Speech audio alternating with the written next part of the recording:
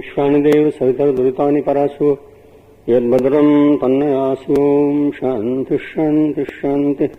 कल्याणानां निधानं कलिमलमथनं पावनं पावनानां पाथेयं जन्ममुक्षौ सपदि परपदप्राप्तये प्रस्थितस्य विश्रामस्थानमेकं कविर्वचसां जीवनं सज्जनानां बीजं धर्मद्रुमस्य प्रभवतु भवतां भूतये रामनाम।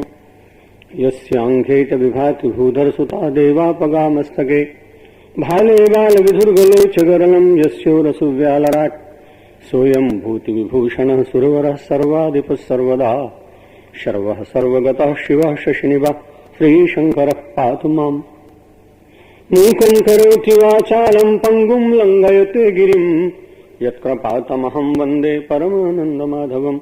वसुदेवसुतं देवं कंसचाणूरमर्दनं देवकी परमानन्दं कृष्णं वन्दे जगद्गुरुम्। नमो ब्रह्मण्यदेवाय गोब्राह्मणहिताय च जगद्धिताय कृष्णाय गोविन्दाय नमो नमः। नारायणं नमस्कृत्य नरं चैव नरोत्तमं देवीं सरस्वतीं व्यासं ततो जयमुदीरये। सरस्वती वर प्राप्ता प्रज्ञा भारती जी, मानस कथाकार आदरणीय रवि शास्त्री जी, महुआ से पधारे हुए संत श्री मुरारी बापू के अंतेवासी श्री गोपाल शास्त्री जी, आज इस सारे कार्यक्रम के आयोजकों में जो मुख्य लोगों ने भाग लिया उनमें श्री हर्षद भाई शाह, श्री दलसुख भाई देसाई, जसू भाई मेहता, श्री कृष्ण जी मल, प्रकाश भाई मेहता, महेश भाई मेहता, श्री रामेश्वर जी काबरा और उनके सहयोगीगण, सभी संस्थाओं के अधिकारीगण, परम उदार हमारी सभी संस्थाओं के समन्वय सेवा ट्रस्ट के मुख्य सेवक सहायक श्री मदन लाल जी डालमिया महोदय, बंधुओं और मातृशक्ति, बड़े सुंदर चिंतन दो विद्वान वक्ताओं के द्वारा आप श्रवण कर रहे थे। रवि शास्त्री जी ने आपको कहा भगवान आपके यहां स्वयं आने को तैयार है, किंतु आह्वान करने की आवश्यकता है, अपने मन की भूमिका के निर्माण की आवश्यकता है। बलिदान के द्वारा मानव अपने जीवन में कैसे शक्ति जागृत कर सकता है, ये अपने प्रवचन के पर्यवसान में प्रज्ञा भारती जी ने आपको बताया। हम सब जो चर्चा श्रवण कर रहे हैं लगभग उन्हीं सब तत्वों और सिद्धांतों से जुड़ी हुई है जहां परमात्मा को पहचानने के लिए सूर्य और नक्षत्र भी अक्षम हो जाते हैं। श्रीमद् भगवद गीता के 15वें अध्याय में जो चर्चा हम सब लोग विचारात्मक कर रहे हैं, किसी अध्याय पर 5-7 दिन की चर्चा बहुत अपूर्ण चर्चा है, इसलिए पहले दिन ही मैंने आपसे निवेदन कर दिया था कि हम सब लोग उस अध्याय के माध्यम से भगवान श्री कृष्ण और श्रीमद् भगवद गीता का विहंगम दर्शन करने का यत्न करेंगे। मन की वृत्तियों को पुनः समाहित करने के लिए एक क्षण भगवान का पवित्र नाम लें और फिर अग्रिम श्लोकों पर थोड़ा सा चिंतन किया जाए। श्री राम जय राम जय जय राम। श्री राम जय राम जय जय राम। श्री राम जय राम जय जय राम।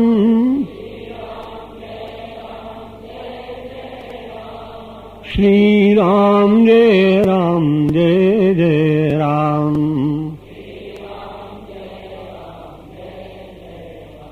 श्री कृष्ण गोविंद हरे मुरारे।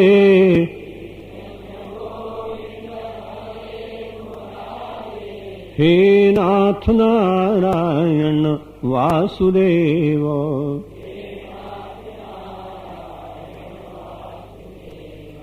श्री कृष्ण गोविंद हरे मुरारे।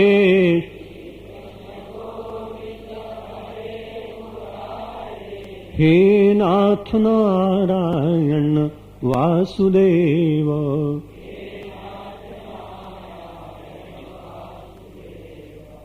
जो भी धर्म किया जाता है वो शरीर के माध्यम से होता है। यदि मानव को मानव का शरीर प्राप्त न हो तो जीवन का कोई भी श्रेष्ठ कार्य संपन्न नहीं कर सकता है। और इसलिए शरीर को हमारे यहां कुछ महात्माओं ने, संतों ने साधना का आदि कारण भी स्वीकार किया है। शरीर माध्यम खलु धर्म साधना। धर्म की जितनी साधनाएं हैं वे शरीर के द्वारा ही हुआ करती हैं। लेकिन यदि शरीर के प्रति मानव की आसक्ति हो जाए तो सारे संसार की जितने पदार्थ हैं केवल एक मानव शरीर की आवश्यकता को भी पूर्ण करने में असमर्थ हो जाते हैं। इसलिए साधन को साधन के स्थान पर और साध्य को साध्य के स्थान पर रखने का प्रयत्न आध्यात्मिक चिंतन के द्वारा प्राप्त हुआ करता है। शरीरम यदवाप्नोति यच्चापित कामति स्वरः गृहीत्वैतानि संयाति वायुर्गंधा निवासयात्। ये शरीर संसार में से परिवर्तित होता है और उत्क्रामंती छोड़ देता है। जब शरीर को छोड़कर किसी दूसरे शरीर में प्रविष्ट होता है तो कई बार लोग विचार करते हैं कि मनुष्य के साथ में जाता क्या है और फिर संसार में मनुष्य का आगमन होता कैसे है। बड़ा गूढ़ प्रश्न है।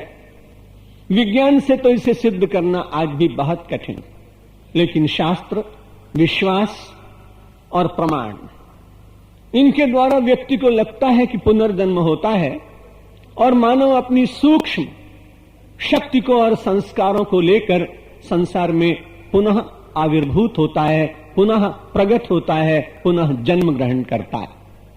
संसार की सारी वस्तुएं बहुत मूल्यवान होने पर भी ये बड़ी विचित्र बात है कि वो छूट जाती है। धनानि भूमौ पशवश्च गोष्ठे नारी गृह द्वारे जना श्मशाने अदेहश्चितायाम परलोक मार्गे धर्मानुगो गच्छति जीव एकः। शास्त्रकारों ने कहा धनानि भूमौ, जो धन था वो भूमि के भीतर रह गया, क्योंकि उस समय तक गोदरेज ने अपनी अलमारी का निर्माण नहीं किया था। लोग धरती के नीचे उसे दाब दिया करते थे। धनानि भूमौ पशवश्च गोष्ठे, और उस समय तक गैरेज नहीं बने हुए थे, इसलिए लोग गोष्ठ में बांध दिया करते थे अपने पशुओं को और वे वहीं रह जाते थे। धनानि भूमौ पशवश्च गोष्ठे नारी गृहद्वारी, अत्यंत स्नेह करने वाली पारिवारिक महिला अपने गृह के द्वार तक विदाई देती है और जिनसे अपना मतलब बहुत ज्यादा नहीं, ऐसे मोहल्ले के लोग बहुत दूर तक जाते हैं, माइल 2 माइल तक जाते हैं। नारी गृहद्वारी जना श्मशाने, वे लोग स्मशान तक साथ जाते हैं। और जिस देह के लिए न मालूम कितने केमिस्ट शॉप्स खाली कर दी, न मालूम कितने कॉस्मेटिक्स लगा डाले, वो सारा देह कहां तक साथ देता है? देहश्चितायाम। वो देह भी केवल धू जलती हुई अग्नि की उन ज्वालाओं के साथ तक हम सब लोगों का साथ दे पाता है। बड़ा प्रश्न है। सब छूटते चले गए, देह भी छूट गई, अब आना कैसे होगा? शरीरम यदवाप्नोति यच्चापित कामतीश्वराः, निरंतर भ्रमण करते हुए देह को छोड़कर और फिर गृहीत्वैतानि संयाति, फिर वो दूसरे शरीरों को ग्रहण करता है। और कैसे ग्रहण करता है? वायुर्गंधा निवासयात्। बड़ा अच्छा भगवान श्री कृष्ण ने हम सब लोगों को बड़ा व्यावहारिक उदाहरण दिया। आप प्रातः काल घूमने गए थे हैंगिंग गार्डन में और बड़े प्रसन्न हो गए और अपने मित्र से कहा यहां का माली बड़ा अच्छा है। आपका परिचय उससे नहीं था, माली को आप नहीं जानते थे, लेकिन माली की आपने प्रशंसा की। माली ने आकर के आपको कोई पुष्प गुच्छ भी नहीं दिया था, इसलिए भी प्रशंसा करने का कोई कारण दिखाई नहीं पड़ता था। लेकिन आपने प्रशंसा की कि उसने यहां गुलाब के फूल लगाए और देखो ये गंध मेरी नासिका का स्पर्श कर रहे, गुलाब की सुगंध आ रही है। लेकिन गुलाब की सुगंध माली ने नहीं दी आपको, क्योंकि आप जान नहीं पा रहे हैं, इसलिए माली की प्रशंसा कर रहे हैं। उस सुगंध को लाने में सबसे बड़ा कारण कौन सा है? यदि उस समय पवन का प्रवाह बंद होता तो आपको गुलाब की सुगंध नहीं मिल सकती थी। वायुर्गंधा निवासयात्, जैसे वायु गंध को ले जाती है और आप दूसरे बगीचे में गए और आपने देखा एक सुंदर सी लता और उस पर छोटे छोटे पुष्प, तुरंत आपने कहा आज चमेली में बड़ी महक आ रही है। जैस्मिन आपको बहुत महकती दिखाई पड़ी, लेकिन उस गंध को भी कौन लेकर आया? वायु का छोटा सा न दिखने वाला झोंका। वायु को लोग देख नहीं पाते हैं, वायु की अनुभूति होती है, वायु का स्पर्श होता है। अभी आप चले ही जा रहे थे कि अचानक आप पहुंच गए धारावी में और आपने अपनी रुमाल निकालकर और अपने नाक पर लगाई। अभी तो आप हैंगिंग गार्डन में थे, गुलाब की सुगंध आ रही थी और आप पहुंच गए झुग्गी झोपड़ियों में। आपने रुमाल निकाली और अपने नाक में लगा ली। अपने मित्र से कहा बड़ी दुर्गंध आ रही है। दुर्गंध कौन लाया? वही पवन जिसने आपको सुगंध दी थी, वही पवन आपको दुर्गंध दे गया। यह शरीर हम सब लोगों का निश्चित रूप से माध्यम है, लेकिन इन शरीर को परिवर्तन होने के बाद जैसे वायु पुष्प के गंध को ले जाती है, वैसे इस शरीर के भीतर विराजमान सूक्ष्म संस्कार व्यक्ति को अग्रिम जन्म प्रदान करते हैं। बड़ी वैज्ञानिक बात है, क्योंकि वायु भी दिखाई नहीं पड़ती है, अनुभूति में आती है। वैसे ही संस्कार भी किसी यंत्र के द्वारा देखे नहीं जा सकते हैं। संस्कारों का परिचय मानव को अनुभूति से होता है। दो व्यक्ति सामने बैठे, कैसे मालूम पड़ेगा कि एक व्यक्ति भला है और एक व्यक्ति बुरा है? पहचान केवल एक ही होगी, यदा यदा मुंचति वाक्यमाणम तदा तदा याति कुल प्रमाणम। दो व्यक्ति बैठे हुए हैं, आपका कोई परिचय नहीं है, क्योंकि उसके मस्तक पर कोई ऐसा चिन्ह नहीं है कि मालूम पड़ जाए कि ये सदाचारी, और दूसरे के मस्तक पर कोई ऐसा प्रमाण नहीं है कि ये कदाचारी। लेकिन यदा यदा मुंचति वाक्यमाणम, लेकिन जब वो बोलना प्रारंभ करता है, तब उसकी वाणी से, उसकी भाषा से, उसके शब्दों से, उसके संस्कार से, उसकी अभिव्यक्ति से, उसके चिंतन के बहिर्गमन से ततो ततो याति कुल प्रमाणम, तदा तदा याति कुल प्रमाणम। उस समय व्यक्ति को उसके कुल का प्रमाण ज्ञात हो जाता है। इसी तरह से अपना ये शरीर जब संसार से चला जाता है तो किसी से मत पूछिए कि हम कहां जा रहे हैं। ये तो आपका अंतःकरण स्वयं बता देगा कि आप कहां जा रहे हैं। आप अपने मारुति गाड़ी में बैठकर जब चलते हैं तो आपको पता होता है कि आप स्टीयरिंग घुमा रहे हैं और किधर घुमाकर कहां ले जा रहे हैं, यह आपको ज्ञात होता है।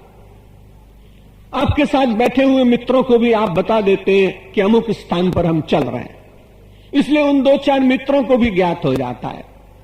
आध्यात्मिक यात्रा की ये कठिनाई, आप किसी को ये बता नहीं पाएंगे कि आप कहां जा रहे हैं, लेकिन आपका अंतःकरण निश्चित रूप से आपको बता देगा कि आपका कहां प्रस्थान होने के बाद फिर से आगमन कहां होने वाला है। छिपा लें आप, एक अलग बात है, लेकिन आपका मन बार बार कहता है, क्योंकि यदि आपने धर्मानुगो गच्छति जीव ये कहा, धर्म का आचरण किया है, तो निश्चित बात है कि आपको ज्ञात होगा कि वो धर्म मेरी सहायता करेगा। पुत्र मित्र कलत्र धन, ये मानव के पुनरागमन में सहायक नहीं है। व्यक्ति का अपना आचरण ही सहायक है, क्योंकि पुत्र और मित्र तो केवल इतना ही कर सकते हैं कि आपके सर के ऊपर बोझा रखा हो तो आपका मित्र उसे उतरवा दे। पुत्र आपने कोई कर्जा किया हो, उस ऋण को मेहनत करके और जिससे आपने ऋण लिया हो आप न उतार सके हो, तो पुत्र वहां जाकर कहे मेरे पिता ने ऋण लिया था, मैं उसे अदा करने के लिए आया। पुत्र अपने पिता के ऋण को समाप्त कर सकता है, मित्र अपने मित्र के बोझ को कम कर सकता है, लेकिन कोई मित्र और कोई पुत्र ये कहे कि मैं आपको आपके बदले धर्माचरण करके और आपको बहुत अच्छे स्थान पर जन्म दिला दूंगा, ये संभव नहीं।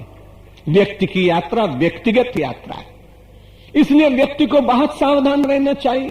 शरीरम यद्वाप्नोति यच्चापुत्कामति शरः गृहीत्वैतानि संयाति वायुर्गंधा निवाशयात्। जैसे गंध के द्वारा गंध को प्राप्त करने के लिए वायु माध्यम है, वैसे ही जीवन को प्राप्त करने के लिए व्यक्ति के संस्कार और व्यक्ति की चेतना, सत्य के साथ संबंध, शाश्वत का चिंतन, अशाश्वत में रहते हुए शाश्वत की खोज, क्योंकि अशाश्वत में तो व्यक्ति रह नहीं सकता। जो सत्य परमात्मा है वो तो निर्गुण, निराकार, अव्यय, अगोचर, अव्यक्त है। इसलिए व्यक्ति को संसार में तो आना ही पड़ेगा, लेकिन संसार में आने के बाद आध्यात्मिक चिंतन और सत्संग करने के बाद एक निर्णय लेना पड़ता है। रहना है तो संसार में, लेकिन मिलना है संसार के निर्माता से। रहना है जगत में, लेकिन मिलना है जगदीश्वर से। बस केवल इतना ही दृष्टिकोण इन आध्यात्मिक मंथनों के द्वारा नवनीत के रूप में व्यक्ति को प्राप्त हुआ करता है। और उसके बाद श्रोत्रम चक्षुस्पर्शनम च रसनम घ्राणमेव च अधिष्ठाय मनश्चायम विषयानुपसेवते। भगवान ने कहा, यदि आपका मन न हो तो आप बहुत बड़े श्रेष्ठ व्यक्ति हैं। इसीलिए भजन करते करते, साधना करते करते किसी महात्मा ने पूछा अपने साधक से, आप क्या कर रहे हैं? उसने कहा, मैं मनन कर रहा हूं। उस दिन गुरुदेव बड़े प्रसन्न हुए। रोज तो तुम ध्यान करते थे, रोज तुम पूजा करते थे, रोज तुम आराधना करते थे, रोज तुम उपासना करते थे, आज तुम मनन कर रहे हो, मैं बड़ा प्रसन्न हूं। गुरुदेव के चरण स्पर्श करके उसने कहा, महाराज मैंने कोई गलत शब्द का प्रयोग कर दिया क्या? क्योंकि उपासना और आराधना तो ज्यादा श्रेष्ठ है, उनसे आप कभी प्रसन्न हुए? आपने ऐसा नहीं कहा। आज आप प्रसन्न क्यों हो गए? गुरुदेव ने कहा, आज मुझे प्रसन्नता इसलिए है कि मनन करते हुए तू एक ऐसे स्थान पर पहुंच जाएगा जहां मनन करिए तो मनन करने में क्या होगा? मन नहीं रहेगा। भगवत गीता कहती है और सारे शास्त्र कहते हैं, श्रोत्रम चक्षु स्पर्शनम च रसनम घ्राणमेव च। शब्द, स्पर्श, रूप, रस, गंध, इन पांचों के बीच में आदमी जीता है। लेकिन बहुत अच्छी बात यह है कि इन सब वस्तुओं के बीच में रहता हुआ ये पूरी तरह से उसका रस कभी ग्रहण करता है और कभी नहीं भी करता। जब वो ग्रहण करता है तो अधिष्ठाय किसको पकड़कर करता है, किसके सहारे से करता है? भगवान श्री कृष्ण ने कहा, अधिष्ठाय मनश्चायम। यदि इसके साथ मन न जुड़ा हो तो निश्चित बात है कि आप संसार के पदार्थों में रह सकते हैं, लेकिन आप आसक्त नहीं हो सकते। पान की दुकान पर दो लड़के खड़े थे, आपस में बातें कर रहे थे। तीसरे मित्र को किसी ने कहा था कि इधर से निकलेगा तो तुम रोक लेना। बातें करते करते वो अपनी बात में इतने तल्लीन हो गए कि उधर से तीसरा मित्र स्कूटर से निकला। उस तीसरे मित्र ने अपने इन दोनों मित्रों को देख लिया, लेकिन बहुत त्वरा में था, शीघ्रता में था, कोई अन्य आवश्यक कार्य था, इसलिए वो चलता चला गया और वो रुका नहीं। चौथे मित्र ने अपने उन दो मित्रों से पूछा, मेरा तीसरा मित्र इधर से निकला और तुमने उसे रोका नहीं? उन्होंने कहा कि नहीं, इधर से नहीं निकला है। तीसरे मित्र से पूछा, क्या तुमने उन दोनों मित्रों को देखा था? हां, मैंने देखा था, वो दोनों बातें कर रहे थे। उन दोनों मित्रों से फिर उस चौथे मित्र ने पूछा, तुमने देखा तो था, फिर तुम कहते हो हमने देखा नहीं? तुरंत दोनों मित्रों ने कहा, हो सकता है हमने देखा हो, लेकिन हमारी आंखें उस समय उसके देखने में तल्लीन न होने के कारण सामने से दिखता हुआ भी हमें दिखा नहीं। यदि मन किसी के साथ नहीं जुड़ा हुआ है तो आप देखते हुए नहीं देखते, आप खाते हुए नहीं खाते, आप चखते हुए नहीं चखते। बड़ी कठिन बात है, लेकिन गीता ने कहा, पश्यन श्रवणन स्पृशन जिघ्रन अश्नन गच्छन श्वसन स्वपन प्रलपन विसृजन ग्रहणन उन्मिषन्नपि शन्नपि। संसार में रहता हुआ व्यक्ति शब्द को सुनता है पर नहीं सुनता, रस को ग्रहण करता है पर नहीं करता, संसार के सुख प्राप्त करता है पर नहीं करता। लेकिन कब श्रीमद् भगवत गीता ने विज्ञान बताया अनासक्ति का, श्रोत्रम चक्षुस्पर्शनम च रसनम घ्राणमेव च। इन सारी पांचों वस्तुओं को अधिष्ठाय मनश्चायम, ये जीव मन का अधिष्ठान करके, मन का आश्रय लेकर के इन सब वस्तुओं का रस प्राप्त करता है। यदि धीरे धीरे मन को रूपांतरित करने का प्रयत्न कर दिया जाए तो निश्चित बात है कि मानव बंधन से मुक्त हो सकता है। वृंदावन की घटना एक स्मरण आई। प्रज्ञा भारती जी के मनोमस्तिष्क में अचानक कोई बात आ जाती है, बड़ा अच्छा लगता है, बड़े अच्छे ढंग से वो उसे प्रस्तुत कर देते हैं। मुझे भी अचानक वृंदावन याद आ गया और वहां एक हिंदू का दर्शन आज मैं नहीं कर पा रहा हूं।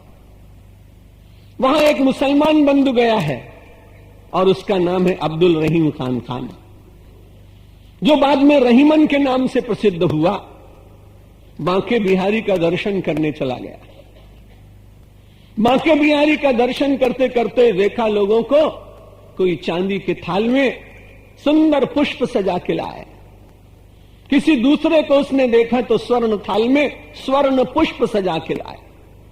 किसी तीसरे व्यक्ति को देखा तो उसने सुंदर सुंदर सद्य प्रसून एकत्र किए और उनकी एक पुष्पमाला बना के लाया। लेकिन ये तो पहली बार आया, औपचारिकता का ज्ञान नहीं है, कैसे भगवान की आराधना की जाती है इसका भी बहुत स्मरण नहीं है, लेकिन चला गया है।